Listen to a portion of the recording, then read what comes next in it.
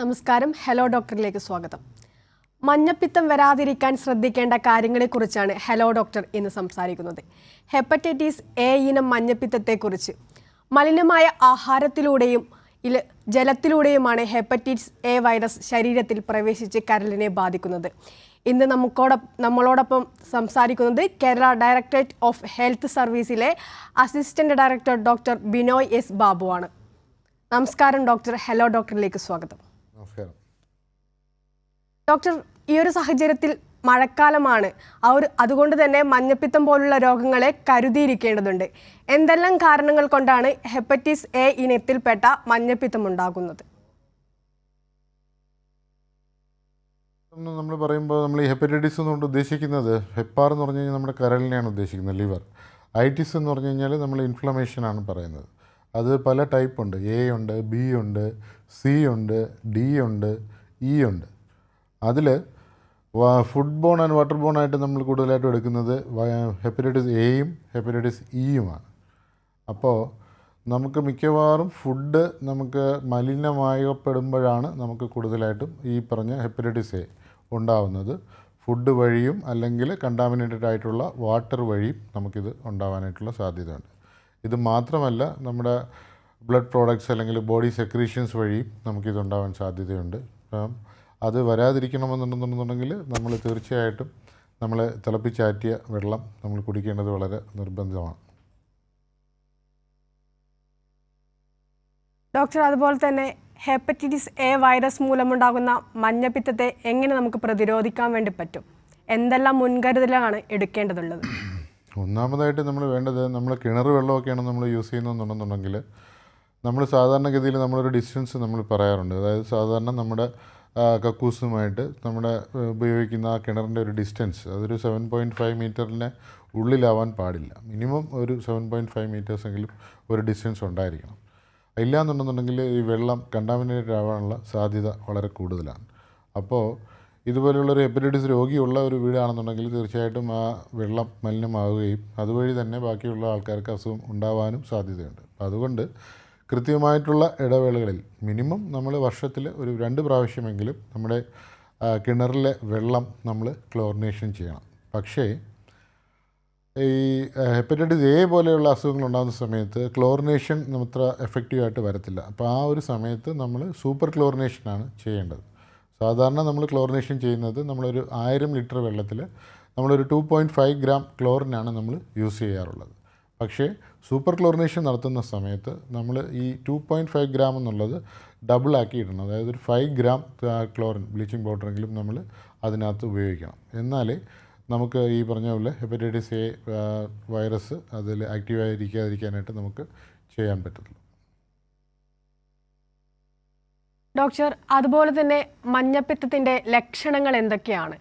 എങ്ങനെ ഇത് മുൻകൂട്ടി അറിയാൻ വേണ്ടി നമുക്ക് സാധിക്കും? സാധാരണ നമുക്ക് മഞ്ഞപ്പിത്തം ബാധിച്ചു കഴിഞ്ഞാൽ നമുക്ക് പനി ഉണ്ടാവാൻ സാധ്യതയുണ്ട്.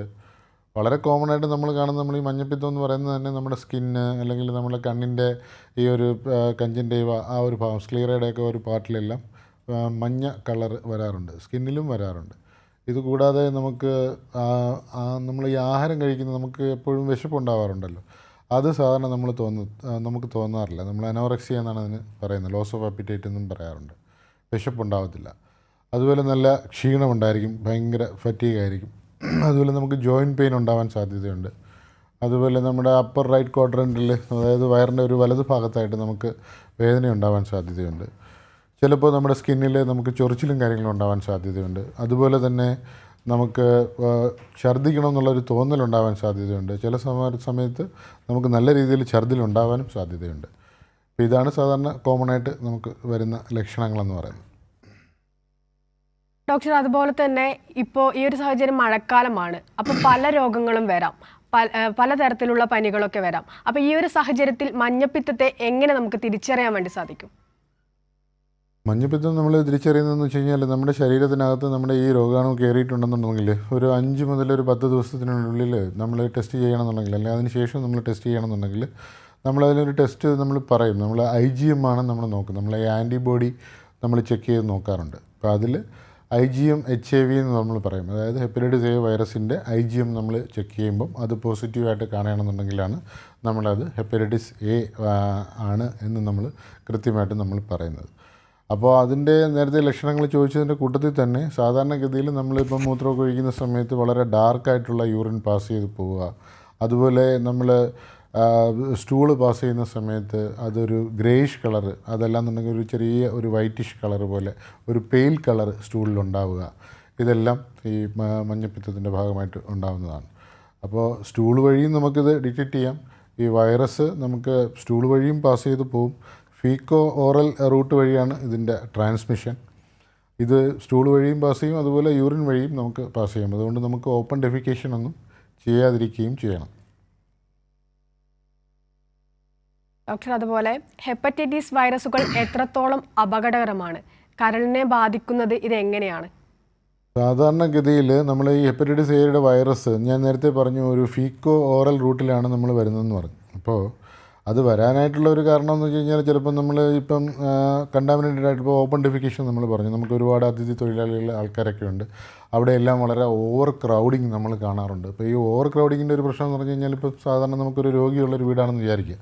ആ രോഗിയെ നമ്മൾ കൂടുതലായിട്ട് നമ്മൾ പരിചരിക്കാനായിട്ട് നമ്മൾ അതിൻ്റെ അടുത്ത് കൂടി കഴിയുക. അതെല്ലാം എന്നുണ്ടെന്നുണ്ടെങ്കിൽ ഇപ്പോൾ ദമ്പതിമാരൊക്കെ ആണെന്നുണ്ടെന്നുണ്ടെങ്കിൽ നമ്മൾ ഹെപ്പറ്റൈറ്റിസ് ബിക്കും സിക്കുമാണ് നമ്മൾ കൂടുതലും ഒരു സെക്ഷൽ കോണ്ടാക്ട് വഴി ഉണ്ടാകുമെന്ന് പറയുന്നത്. പക്ഷേ എയ്ക്കും അതിനുള്ള ഒരു സാധ്യതയുണ്ട്. അതുമാത്രമല്ല ഈ ഫീക്കോ ഓറൽ റൂട്ടെന്ന് നമ്മൾ പറയുമ്പോൾ നമ്മുടെ മൗത്ത് വഴിയും നമ്മുടെ ഏനസ് വഴിയുമാണ്.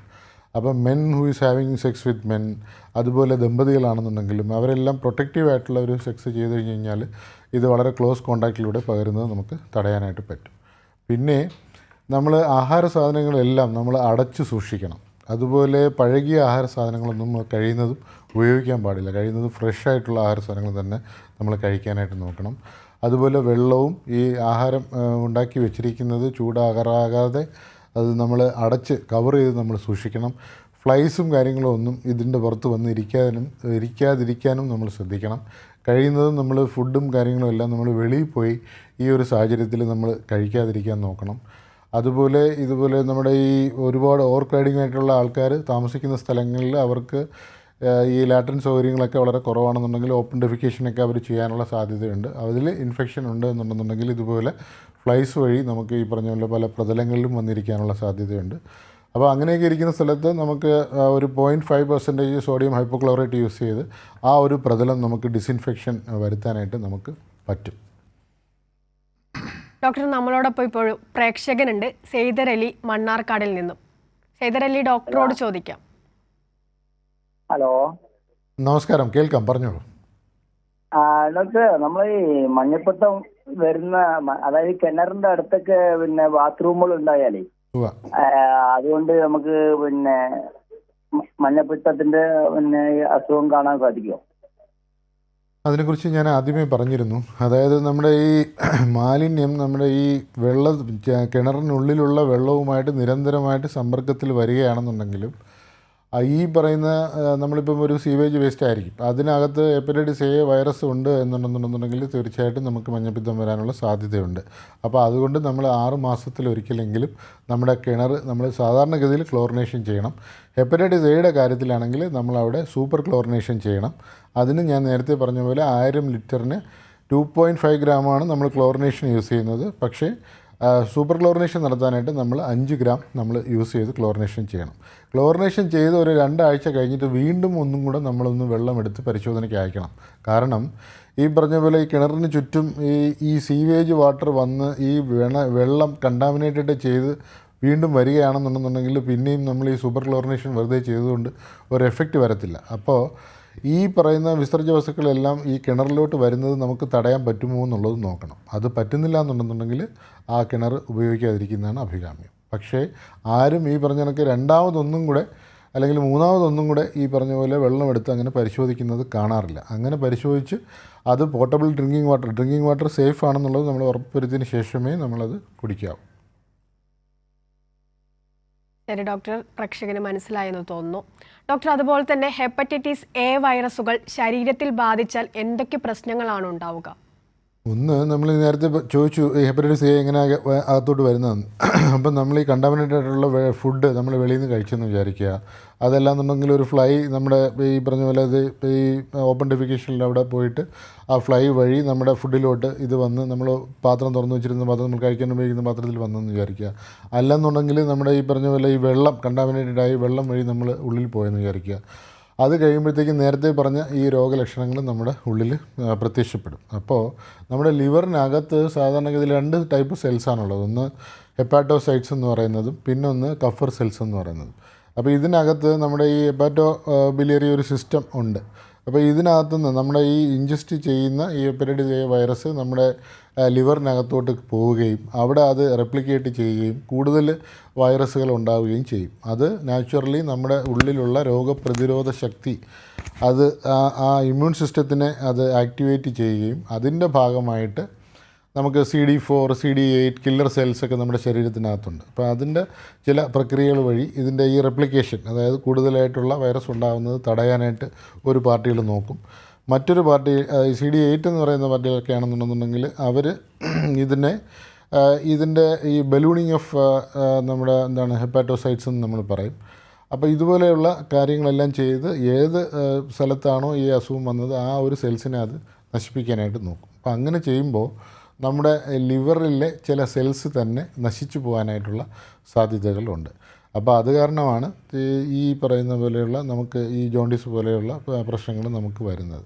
അപ്പോൾ ജോണ്ടിസ് എന്ന് പറഞ്ഞു കഴിഞ്ഞാൽ നമ്മൾ ഉദ്ദേശിക്കുന്നത് ഇക്ട്രസ് എന്നുള്ളതാണ്. അത് നമ്മൾ ഡോക്ടേഴ്സിൻ്റെ അടുത്ത് ഈ പേഷ്യൻ്റ് ചെല്ലുമ്പം നമ്മൾ കണ്ടുപിടിക്കുന്നതാണ് ഇത് ഇക്ട്രസ് പ്ലസ് ആണ് അല്ലെങ്കിൽ മഞ്ഞപ്പിത്തമുണ്ട് എന്നുള്ളത്. ഡോക്ടർ, നമ്മളോടൊപ്പം ഒരു പ്രേക്ഷകനുണ്ട്, നിസാബ് മണ്ണാർക്കാടിൽ നിന്ന്. നിസാബ്, ഡോക്ടറോട് ചോദിക്കാം. ഹലോ. നമസ്കാരം നിസാബ്, പറഞ്ഞോ, കേൾക്കാം. സാറേ, നമ്മള് ഈ മഞ്ഞപ്പിത്തത്തിന്റെ ലക്ഷണം എങ്ങനെയാണ് കാണുന്നത് അറിയാൻ വേണ്ടിയാണ്. അത് എന്തിലേക്കാണ് ബാധിക്കുക പെട്ടെന്ന് നമുക്ക് എങ്ങനെയാണ് അതിന്റെ ഇതെന്ന് അറിയാൻ വേണ്ടിയാണ്. ഒന്ന്, നമ്മുടെ ശരീരത്തിനകത്ത് കയറി കഴിഞ്ഞാൽ സാധാരണഗതിയിൽ നമുക്കൊരു പനി വരാൻ സാധ്യതയുണ്ട്. 2, നമുക്ക് വിശപ്പില്ലായ്മ അനുഭവപ്പെടും. 3, ചില സമയങ്ങളിൽ നമുക്ക് വയറിളക്കം തന്നെ ഉണ്ടാവാം. പിന്നെ ചില സമയത്ത് നമ്മുടെ സ്കിന്നിൽ ഒരു ചെറിയ ഒരു ഇച്ചിങ് പോലെ, അതായത് ഒരു ചൊറിച്ചിൽ പോലെ നമുക്കുണ്ടാവാം. പിന്നെ നമ്മുടെ സ്കിന്നിൽ തന്നെ ഈ ബൈൽ പിഗ്മെൻറ്റ്സ് എല്ലാം ഡെപ്പോസിറ്റ് ചെയ്തിട്ട് അവിടെ ഒരു യെല്ലോയിഷ് ഡിസ്കളറേഷൻ ഉണ്ടാവും. സ്കിന്നിലും ഉണ്ടാവാം, നമ്മുടെ കണ്ണിനകത്ത് നമ്മുടെ ഈ കഞ്ചൻറ്റൈവ ക്ലിയർ ഉള്ള ഭാഗത്ത് ഒരു മഞ്ഞ നിറം പോലെ ഉണ്ടാവാം. ഓർക്കാനം ഉണ്ടാവാം, ഭയങ്കര ക്ഷീണം തോന്നാം, ജോയിൻറ്റ് പെയിൻ ഉണ്ടാവാം. പിന്നെ അതുപോലെ ഛർദിലും നമുക്കുണ്ടാവാം. ഇതെല്ലാമാണ് സാധാരണഗതിയിൽ. പിന്നെ വയറിലൊരു അബ്ഡോമിനൽ ഡിസ്കംഫർട്ട് പോലെ ഉണ്ടാവാം. വയറിൻ്റെ വലതുഭാഗത്തായിട്ട് ഒരു അപ്പർ ക്വാഡ്രൻ പെയിൻ നമുക്ക് ഉണ്ടാവാൻ സാധ്യതയുണ്ട്. ഇതൊക്കെയാണ് സാധാരണഗതിയിൽ വരുന്ന ലക്ഷണങ്ങൾ. പ്രേക്ഷകന് മനസ്സിലായെന്ന് തോന്നുന്നു. ഡോക്ടർ, അതുപോലെ തന്നെ ഈ മഞ്ഞപ്പിത്തം പടരാനുള്ള സാധ്യത എത്രത്തോളമാണ്? പടർന്നു പിടിക്കുന്നത് എങ്ങനെ നമുക്ക് തടയാൻ വേണ്ടി സാധിക്കും? അതുപോലെ തന്നെ എന്തൊക്കെ കാര്യങ്ങൾ ശ്രദ്ധിക്കേണ്ടതുണ്ട്? മഞ്ഞപ്പിത്തം സാധാരണഗതിയിൽ നമുക്ക് വന്നു കഴിഞ്ഞ് കഴിഞ്ഞാൽ അത് പടരാനായിട്ട് വളരെ എളുപ്പമാണ്. അപ്പോൾ അതുകൊണ്ട് തന്നെ ഒരു മഞ്ഞപ്പിത്തമുള്ള ഒരു രോഗിയുള്ള ഒരു വീടാണെന്നുണ്ടെന്നുണ്ടെങ്കിൽ കഴിയുന്നതും ആ രോഗിയെ നമ്മൾ ഐസൊലേറ്റ് ചെയ്യുന്നത് നന്നായിരിക്കും. നമ്മൾ ഐസൊലേഷൻ കൊണ്ട് ഉദ്ദേശിക്കുന്നത് അദ്ദേഹം ഉപയോഗിക്കുന്ന പാത്രങ്ങൾ, അദ്ദേഹം ഉപയോഗിക്കുന്ന വസ്ത്രങ്ങൾ, അതെല്ലാം നമ്മൾ സെപ്പറേറ്റ് ആയിട്ട് മാറ്റിവെച്ച് ബാക്കിയുള്ളവരുടെ വസ്ത്രങ്ങളോ അല്ലെങ്കിൽ അവരുടെ പാത്രങ്ങളുമായിട്ടോ മിക്സ് ആവാതിരിക്കാനായിട്ട് നമ്മൾ നോക്കുന്നത് നല്ലതാണ്. പിന്നെ ഒരു ഏരിയയിൽ നമ്മൾ വന്നു കഴിഞ്ഞ് കഴിഞ്ഞാൽ സാധാരണ നമ്മളിതിൻ്റെ ഒരു ഇൻക്യുബേഷൻ പീരീഡ് എന്ന് പറയുന്നത് ഏകദേശം 15 ദിവസം മുതൽ 50 ദിവസം വരെയാണ് നമ്മൾ പറയുന്നത്. ഒരു ആവറേജ് 28 ദിവസം എടുത്താലും ഒരു 56 ദിവസം വരെ അത് റിപ്പോർട്ട് ചെയ്ത ആ ഏരിയയിൽ പുതിയ കേസുകളൊന്നും വരുന്നില്ല എന്നുള്ളത് നമ്മുടെ ആരോഗ്യ പ്രവർത്തകർ കൃത്യമായിട്ട് അത് ഉറപ്പ് വരുത്തും. എന്നിട്ട് അതിൻ്റെ ഇങ്ങനെയുള്ള അസുഖങ്ങൾ ലക്ഷണങ്ങളുള്ളവരുടെ ഒരു സർവേയും കാര്യങ്ങളെല്ലാം നടത്താറുണ്ട്. അതെല്ലാം ലൈൻ ലിസ്റ്റ് ചെയ്ത് എടുക്കാറുണ്ട്. അതിൽ കോമോർബിഡിറ്റീസ്, അവർക്ക് വേറെ എന്തെങ്കിലും അസുഖമുള്ള ആൾക്കാരാണ്, പ്രായമുള്ള ആൾക്കാരാണ്, ഗർഭിണികളായിട്ടുള്ള ആൾക്കാരാണ്, വളരെ ചെറിയ കുട്ടികളാണ്, അങ്ങനെയൊക്കെയുള്ള ആൾക്കാർക്കൊക്കെ പ്രത്യേക ശ്രദ്ധയും കാര്യങ്ങളും കൊടുക്കാറുണ്ട്. അവരെ വിദഗ്ധ ചികിത്സയ്ക്കായിട്ട് പീഡിയാട്രീഷ്യൻ്റെ അടുത്ത് അല്ലെങ്കിൽ തൊട്ടടുത്തുള്ള നമ്മുടെ സർക്കാർ ആശുപത്രികളിൽ എത്തിക്കാറുമുണ്ട്. ഡോക്ടർ, നമ്മളോടൊപ്പം ഒരു പ്രേക്ഷകനുണ്ട്, ആനന്ദ്, തിരുവനന്തപുരത്ത് നിന്ന്. ആനന്ദ്, ഡോക്ടറോട് ചോദിക്കാം. ഡോക്ടർ, എൻ്റെ പേര് ആനന്ദ് എന്നാണ്. ഡോക്ടർ, എനിക്ക് ഹെപ്പറ്റൈറ്റിസ് എ വന്നിട്ടുണ്ടായിരുന്നു. ഡിസംബറിലാണ് അത് കൺഫേം ചെയ്തത്. അപ്പോൾ ഏകദേശം 1 മാസം ഞാൻ മെഡിക്കൽ കോളേജിൽ തന്നെ ഉണ്ടായിരുന്നു, 45 ദിവസം അടുപ്പിച്ച്.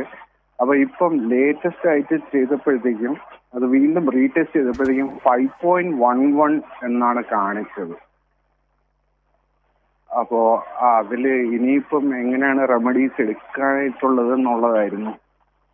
സാധാരണഗതിയിൽ നമ്മൾ ഈ പറഞ്ഞ പോലെ മഞ്ഞപ്പിത്തം വന്നു കഴിയുമ്പോഴത്തേക്ക് നമ്മൾ ഈ ലിവർ ഫങ്ഷൻ ടെസ്റ്റാണ് നമ്മൾ കൂടുതലായിട്ടും നോക്കുന്നത്. അതിനകത്ത് നമ്മൾ ആസ്പെക്ടേസ് AST അല്ലെങ്കിൽ ALT, പിന്നെ അതുപോലെ നമ്മുടെ SGPT, SGOT, ഇങ്ങനെയുള്ള liver function test, serum bilirubin, ഇതിൻ്റെ എല്ലാം കൗണ്ട് കൂടുകയാണ് സാധാരണഗതിയിൽ ചെയ്യാറുള്ളത്. അപ്പോൾ അത് കുറഞ്ഞു വരാനായിട്ട് പല ആൾക്കാർക്കും പല രീതിയിലാണ് അത് കുറയുന്നത്. കുറച്ച് അധികം സമയമെടുക്കുന്ന കേസുകളും 6 മാസത്തോളം സമയമെടുക്കുന്ന കേസുകളും എല്ലാം കാണാറുണ്ട്. അപ്പോൾ അതിൽ നമ്മൾ ഫാറ്റി ഫുഡ്, അതുപോലെ ഓയിലി ആയിട്ടുള്ള ഫുഡ് അതെല്ലാം റെസ്ട്രിക്റ്റ് ചെയ്തിട്ട് കഴിയുന്നതും മാക്സിമം നമ്മൾ ഈ പറഞ്ഞ പോലെ ബോഡിക്ക് ഒരു റെസ്റ്റും കാര്യങ്ങളൊക്കെ കൊടുത്ത് നമ്മൾ ഒരു ഫിസിഷ്യൻ എന്താണോ പറയുന്നത് അതനുസരിച്ച് പോയി കഴിഞ്ഞ് കഴിഞ്ഞാൽ വലിയ പ്രശ്നങ്ങളും കാര്യങ്ങളും ഒന്നും ഉണ്ടാവാറില്ല. കാരണം ഇങ്ങനെയുള്ള ഒരു അസുഖം ഉണ്ടാകുമ്പോൾ നമ്മളിപ്പം കുട്ടികൾ ഒരു 15 വയസ്സിന് താഴെയുള്ള കുട്ടികളൊക്കെ ആണെന്നുണ്ടെങ്കിൽ 0.1% ആണ്, അതായത് 1000-1 കുട്ടികൾക്ക് മാത്രമേ ഒരു മോർട്ടാലിറ്റിയിലോട്ട് പോകാറുള്ളൂ. അതേസമയം അഡൾട്ടൊക്കെ ആണെന്നുണ്ടെന്നുണ്ടെങ്കിൽ പോലും അത് കുറവാണ്. ഒരു 2.1% ഒക്കെയാണ് 40 വയസ്സിന് മുകളിലുള്ള ആൾക്കാർക്കൊക്കെ ഉള്ള ഒരു മോർട്ടാലിറ്റി. അപ്പോൾ അതുകൊണ്ട് വേറെ കോമോർബിഡിറ്റീസും കാര്യങ്ങളും പ്രായവും എല്ലാം കുറവാണെന്നുണ്ടെന്നുണ്ടെങ്കിൽ നമ്മളത് പേടിക്കേണ്ട കാര്യമൊന്നുമില്ല. നമ്മുടെ വിദഗ്ധരായിട്ടുള്ള ഡോക്ടർമാർ പറയുന്നത് കേട്ട് നമ്മൾ അതനുസരിച്ച് ചെയ്താൽ മതി. ഓക്കെ, ഞാൻ ഡോക്ടർ ഒരു ഇത് കൂടെ ഉണ്ട്. കാരണം ഞാൻ അഡ്മിറ്റ് ആവുമ്പോഴത്തേക്കും എനിക്ക് SGOT, SGPT ലെവല് 4200, 4000 ആയിരുന്നു. ഇപ്പൊ അത് കുറഞ്ഞിട്ട് ലാസ്റ്റ് ഇത് വന്നപ്പോഴും 59-19 ആയി. അപ്പോൾ ഇപ്പോഴും ടെസ്റ്റ് ചെയ്തപ്പോഴത്തേക്കും 5.11 ആണ്. അപ്പോൾ അതുകൊണ്ടാണ് ഞാൻ വിളിച്ചത്.